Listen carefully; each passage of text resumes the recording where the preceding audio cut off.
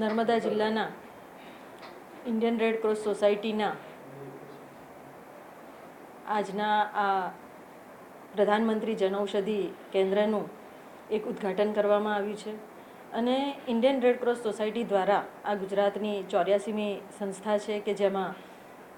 ગરીબ અને મધ્યમ વર્ગના લોકોને કે જે લોકોને દવાઓનો ખર્ચો પોસાતો નહીં હોતો અને દવાનો ખર્ચો ખૂબ મોંઘો પડતો હોય છે, તે વખતે ઘણી વખતે દર્દીઓ દવા લેવાનું પણ છોડી દેતા હોય છે. પરિણામે એ આવે કે જે દર્દ હોય, જે દુઃખ હોય, એ સારું થવાને બદલે એ રોગ વકરી જતો હોય છે અને પરિણામ સ્વરૂપ દર્દીને ઘણું બધું સહન કરવું પડતું હોય છે. ત્યારે પ્રધાનમંત્રી શ્રી નરેન્દ્રભાઈ મોદીએ આ જન ઔષધિ કેન્દ્ર ગુજરાતની સાથે સાથે દેશભરમાં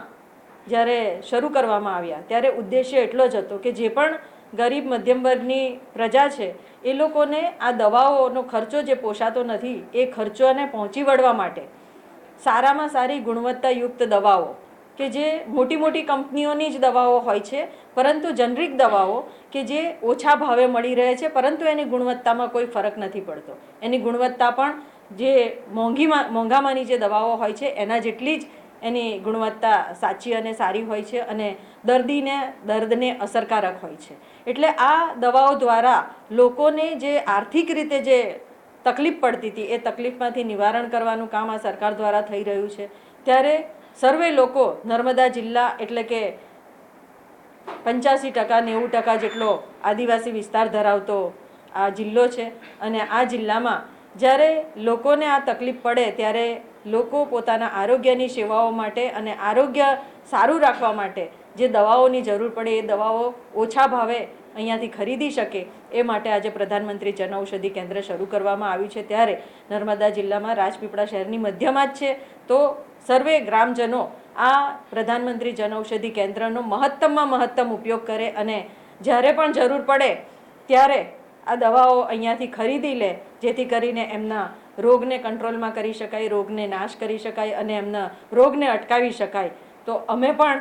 એમની સાથે છીએ અને પ્રજાજનોને સર્વેને વિનંતી છે કે આપ સૌ જ્યારે જરૂર પડે ત્યારે આ પ્રધાનમંત્રી જનઔષધિ કેન્દ્રની જરૂરથી મુલાકાત લો અને આપ સૌના દુઃખ દર્દમાં સામેલ થવા માટે અમે ઇન્ડિયન રેડ ક્રોસ સોસાયટી દ્વારા જ્યારે આપ સૌની સાથે ઊભા છીએ ત્યારે આપ સૌ કોઈ પણ ચિંતા કર્યા વગર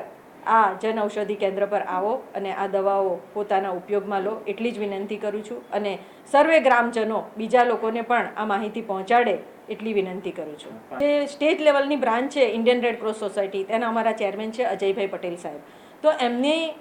ખાસ એમની એવી ચિંતા વ્યક્ત કરી છે કે તાલુકામાં પણ આ પ્રધાનમંત્રી જન ઔષધિ કેન્દ્ર ખોલવા જોઈએ અને એમના માર્ગદર્શન હેઠળ જ આજે નર્મદા જિલ્લામાં આ શરૂઆત થઈ ચૂકી છે. ત્યારે બાકીના જે 5 તાલુકાઓ છે એ દરેક તાલુકામાં પણ અમે લોકો આ પ્રધાનમંત્રી જન ઔષધિ કેન્દ્ર ખોલવા માટેની તૈયારીઓ શરૂ કરવાના છે અને ખૂબ જ ટૂંકા સમયમાં અમે પ્રધાનમંત્રી જન ઔષધિ કેન્દ્ર શરૂ કરીશું.